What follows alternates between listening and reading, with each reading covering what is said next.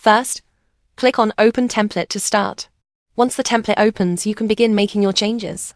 This template is easy to edit and customize for your own design.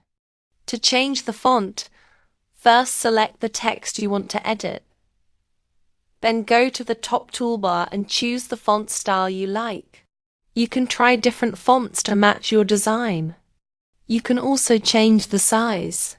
To edit the text, just click on any text box and type in your own words, name, or details. You can change the wording to match your design and make it look the way you want. Simply remove the sample text and add your own information in its place. Once your design is ready, simply click Share and then select Download. You'll see options for different file types like JPG, PNG, or PDF. Pick the one that works best for you.